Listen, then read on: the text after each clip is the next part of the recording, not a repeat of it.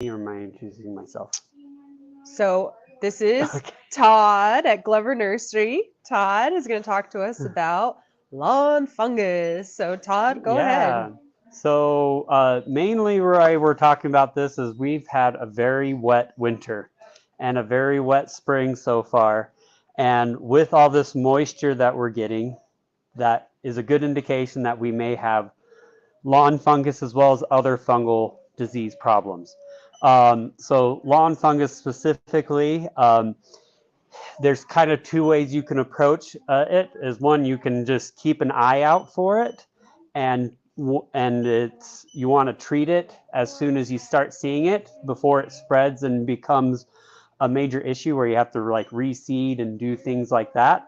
So that is definitely something that you can try to be more proactive in getting it early. Or you can always, if you just want to be really proactive, you can start applying it before you see it during this time period of potential fungal disease to kind of treat it early. And so the question is, why is this why is this the potential chance you might start seeing those fungal diseases? With all this moisture and as the temperature rises, humidity tends to be a little higher, especially around the lawn, kind of that surface where the blades are and things like that. And so it creates a good atmosphere and environment for fungal diseases to take off. And so you can be proactive and just start spraying it before anything happens.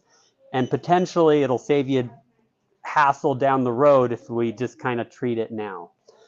Um, so uh, Yeah, I was going to ask. So, what are some of the things that people should look out for to kind of know that they yeah. might have a fungal problem? So fungal problems, first of all, you can look at the blades themselves. So most fungal diseases will have a spore, with these like little spots on the blades, and those are actually where spores are being created to spread the disease. And so they're kind of like the little homes of the fungal disease. Kind of like when you see mushrooms, that's kind of the results. That's kind of the same idea with these spores. They're kind of these little pockets. Often they're very small black dots, or so that's one thing you can look for. The other thing you can look for on the blades is sometimes instead of like seeing like if this is a blade of grass, instead of it dying from the tip down, fungal diseases will kind of have these patches of dead in it. That's good to know. So that will kind of be a way to indicate. And then the other way, if you just kind of look, take a step back and you look at the whole lawn, fungal diseases tend to be very patchy and very kind of rolly around kind of shape. And Mm. so instead of like other problems like insect problems that tend to attack one area and spread, fungal diseases, you'll kind of have like a circle or kind of like a bubbly patch and then another bubbly patch. And so you'll kind of have these bubbly patches of dead areas, or like a ring of dead where it's alive in the middle, but it's dead on the outside. So those are some maybe things you can kind of look for that may indicate that you have a fungal disease. Okay, that's Yeah. helpful. I know that a lot of times also in people think that it's not enough, that their lawn's not gotten enough water, but right now your lawn has got enough Yeah, water. right now you're like hopefully you're not even turning on your sprinkler system yet, because there's plenty of moisture in the ground with all the snow and we're getting. Um, so yeah, it's definitely not a watering issue. It's definitely probably more on the side of too much water or fungal disease that we're dealing with. Okay, I know you were going to share some products with Yeah. us, and always people should check and make sure it's the right product for their situation. But please talk to us about some of the options that Yes. exist. So there's several chemicals out there, but two very popular one is your microglutenol. I might have said that wrong, but that's the company that we buy it from is from Furlong called F-Stop. And that's a really good one. It comes in a granular or a liquid.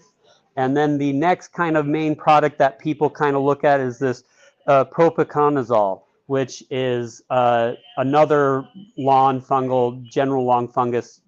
And the reason why we have both of them is it's a good idea to kind of switch between the two different kinds. So if you treated it last year, you may want to figure out what you treated it with and try something different. so that you kind of mix it up a little bit so you're not always using the same product all the time. That's a good idea. And is it fair to kind of assume that if people had fungal problems last year, they probably will have them again? Or do you think it's like, It's a very good assumption Yeah. that if you had it last year, you'll have it this year. Especially with all this moisture, it makes a perfect environment for those spores that you didn't get last year or that wintered over will have a chance to kind of yeah, bolster and take off because again. they can hide, right? They're teeny Yeah, tiny. they're microscopic in many regards. Like you can't see Yeah. the spores in most cases, and yeah, it can really take off really fast.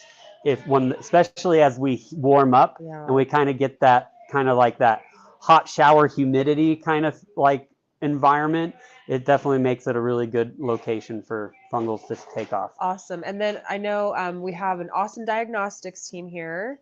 So if people aren't sure if it's fungus, do you Yeah, want to share with yeah. them how you would like them to reach out to you and your team? Yeah, so like obviously you can always send us a picture to our diagnostic email at diagnostics@gloverNursery.com, and that is sometimes we can just look at it and it has those like really obvious signals. Sometimes it's hard with the photos, so sometimes we'll ask that you bring in a sample of lawn.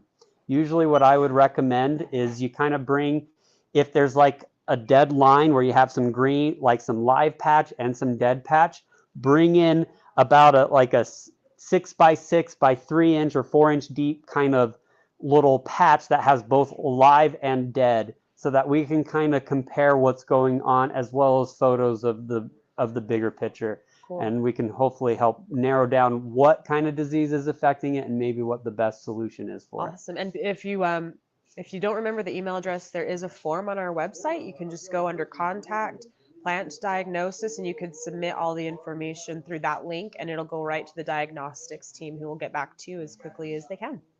Yeah. Cool. Any last minute lawn fungal specialty things? The only thing I would maybe recommend is this time of year is really popular to like do the whole 9 yards for your lawn, like do the aerating, doing the thatching and doing all that. And so you get a lot of people that come by saying like, oh, we can thatch your lawn for you. And it's I'm pretty sure they're great service. I just recommend to making sure that they clean their products, because we've seen it happen many times where people go get a rented machine that hasn't been cleaned or hasn't been sanitized, or they do a whole yard or a whole like neighborhood, and one neighbor has a fungal disease in their lawn and then they spread it to you. So just make sure that you're using clean equipment to not introduce a fungal disease to your lawn, especially in this time when we might have a higher chance of it. That's a great point. And one other question, just I know a lot of people have been asking about overseeding as well. Like, would you recommend doing this first, or does it matter? If you know you had a problem in the past, it may be worth trying to get the problem under control before seeding. But if you don't know if you had a problem, and then my guess is you're fine seeding, and just kind of going with it. So you can do one day of chores. Yeah. Okay. Awesome. Thank you so much, Okay. Todd.